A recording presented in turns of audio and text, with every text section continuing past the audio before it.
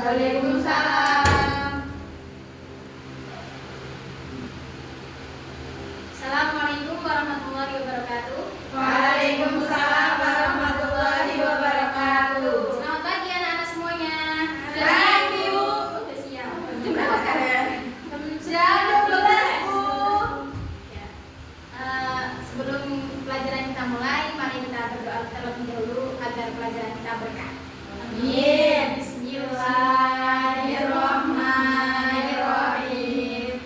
Raditu billahi rabban wa bil islami dinan wa bi Muhammadin sallallahu alaihi wasallam nabiyyahu wa rasulah. Rabbi zidni ilman nafi'an warzuqni fahman wasi'an. Amin. Baik. Sekarang kita mau belajar pelajaran apa? Al-Quran hadis. Al-Quran hadis. Kita akan membahas sebuah topik yang sangat penting di pelajaran Al-Quran hadis, yaitu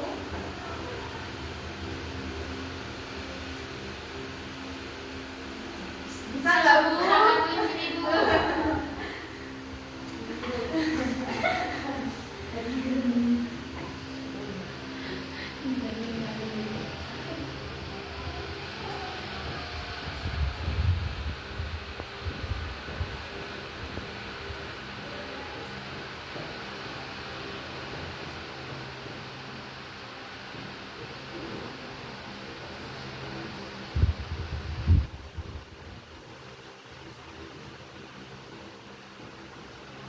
keautentikan Al-Quran. Apa itu, Bu? Nah, sekarang saya mau tanya dulu. Siapa di sini yang tahu kenapa Al-Quran beda dari buku lainnya? Karena isinya wahyu Allah. Oh iya, benar sekali. Al-Quran adalah wahyu Allah yang diturunkan kepada Rasulullah SAW, yang sekarang masih tetap dan asli, sehingga mengapa Al-Quran tetap murni dan menjadi pedoman hidup kita. Di sini ada yang tahu nggak pengertian keautentikan Al-Quran? Saya, Bu. Ya, coba. Keautentikan Al-Quran adalah kebenaran, kemurnian, dan keaslian isi Al-Quran yang terpelihara sejak diturunkan kepada Nabi Muhammad SAW hingga sekarang tanpa perubahan, penambahan, ataupun pengurangan. Ya, benar sekali. Nilai 100 untuk Aku juga mau dapat nilai. benar ya. Ya, seperti yang dijelaskan Mbak Evita tadi, keautentikan Al-Quran adalah kebenaran, kemurnian, dan keaslian isi Al-Quran yang terpelihara sejak diturunkan kepada Nabi Muhammad SAW hingga sekarang tanpa perubahan, penambahan, ataupun pengurangan. Apa yang kita baca sekarang, apa yang kita baca hari ini, atau setiap hari, Al-Quran yang sekarang itu tetap sama ya dengan yang dibacakan Nabi Muhammad kepada para sahabat. Dan ingat, tidak ada satupun kitab suci lain di dunia yang memiliki riwayat kelestarian seterjaga Al-Quran. Di sini ada beberapa ciri keautentikan Al-Quran. 1. Bahasanya tetap menggunakan bahasa Arab fasih. 2. Isi dan jumlah ayatnya tetap sama. Ya, ada yang tahu berapa ayat Al-Quran? Semuanya? Bu, 6.666. kurang tepat. Ada yang tahu nggak? Saya 6.236 ayat. Ya, baik. Tepuk tangan buat Mbak Uyan. Yang ketiga, kesesuaian musyaf di seluruh dunia. Jadi semuanya dari negara Indonesia sampai Afrika sana tuh semua musyaf sekarang tuh sama semua. Ya, Itu jadi- pakainya apa? Pakainya semata. Rasul Usmani. Kenapa dinamakan Rasul Usmani, Bu? Ada yang bisa jawab nggak? Karena di Khalifah Utsman, ya benar sekali. Lalu di sini ada yang pernah berpikir nggak, bagaimana mungkin kitab yang turun lebih dari 1400 tahun lalu bisa tetap sama hingga saat ini? Iya, kenapa Bu? Kenapa masih terjaga? Ya, di sini ada beberapa alasan mengapa Al-Quran yang turun lebih dari 1400 tahun lalu tetap terjaga hingga sekarang. Satu, Allah sendiri yang menjaganya atau dalil ilahi. Allah berfirman dalam Quran surah Al-Hijr ayat 9 bahwa Allah lah yang menjaga Al-Quran. Artinya penjagaan ini bukan hanya usaha manusia, tetapi jaminan langsung dari Allah. Kitab suci lain tidak memiliki jaminan seperti ini. Dua, Al-Quran dihafal oleh jutaan umat Islam. Seperti contohnya, dari anak kecil umur 5 tahun hingga orang dewasa, jutaan orang menghafal Al-Quran 30 juz. Di tempat-tempat kalian ada nggak? Ada ya Bu. Ini juga sudah hatam Bu. Ini sudah hatam Bu. Hanifah sudah hatam Bu. Alhamdulillah. Tinggal Ini berarti sudah bukti keotentikan Bu. ya, iya itu salah satu. Kalau kitab yang lain bisa nggak Bu dihafalin? Aduh, gimana ya? Harus pindah agama dulu kayaknya. Alhamdulillah Bu. Jangan sampai Bu. Yang kedua, tidak ada kitab lain di dunia yang dihafal secara kata per kata, huruf per huruf hingga tanda bacanya. Terus tiga, dicatat dan diverifikasi langsung oleh Nabi.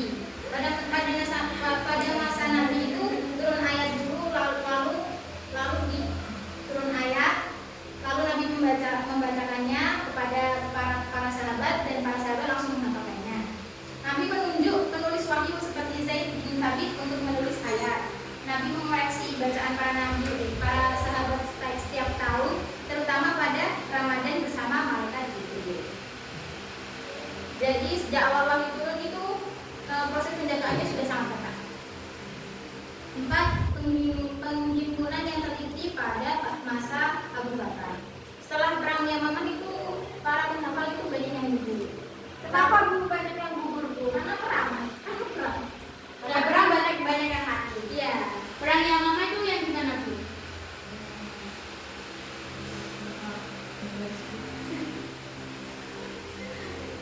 Yang di panah-panah itu ya Bu? Iya, itu pokoknya perang besar ya. Banyak sahabat yang mati ya Bu? Iya. Sulaiman meninggal. Maaf Bu.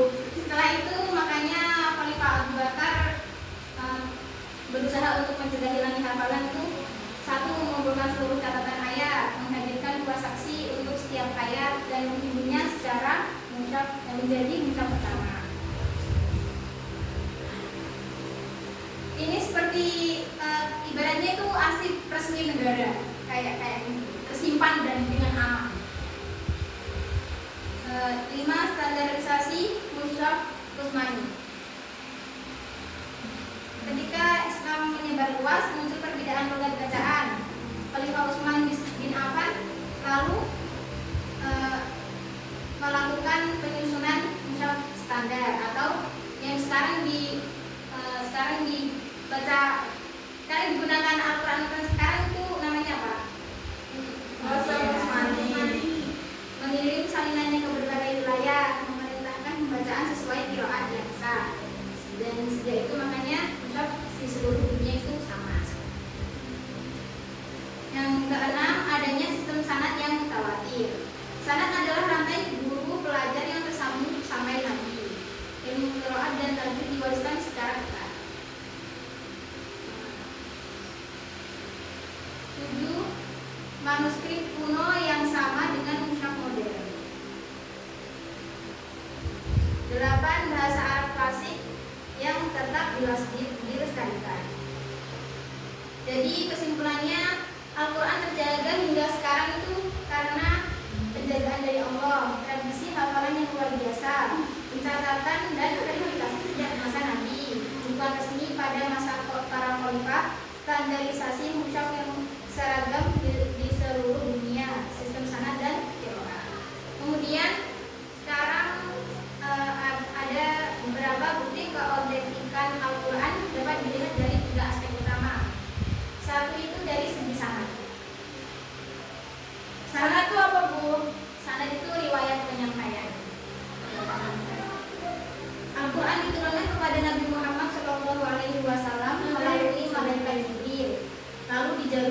para sahabat dan kemudian dikompilasi menjadi mushaf resmi oleh Khalifah Utsman radhiyallahu anhu. Dan sampai sekarang teks Al-Qur'an tetap utuh tanpa perubahan. Manfaatnya membuat kita yakin membaca Al-Qur'an adalah membaca wahyu Allah yang sempurna. Dua, dari segi isi, Al-Qur'an itu konsisten, tidak saling bertentangan, mengandung hukum, moral, pedoman dan ilmu pengetahuan. Misalnya itu seperti Quran surah Al-Ikhlas yang menjelaskan tentang tauhid. Di sini ada yang hafal Quran surah Al-Ikhlas? Nah, coba bacakan. Bismillahirrahmanirrahim. Qul huwallahu ahad. Allahus samad. Lam yalid wa lam yulad wa lam yakul lahu kufuwan ahad. Ya, benar sekali, beri tangan. Jadi manfaatnya itu menjadi pedoman hidup yang dapat diterangkan sehari-hari. Yang ketiga itu adalah mukjizat Al-Qur'an. Dari segi bahasa, tidak ada manusia yang bisa menandinginya, baik dari segi keindahan maupun kesempurnaan. Lalu dua, ramalan. Al-Qur'an memuat informasi yang terbukti kebenarannya di kemudian hari. Kayak apa contohnya? Kiamat dan alam. Terus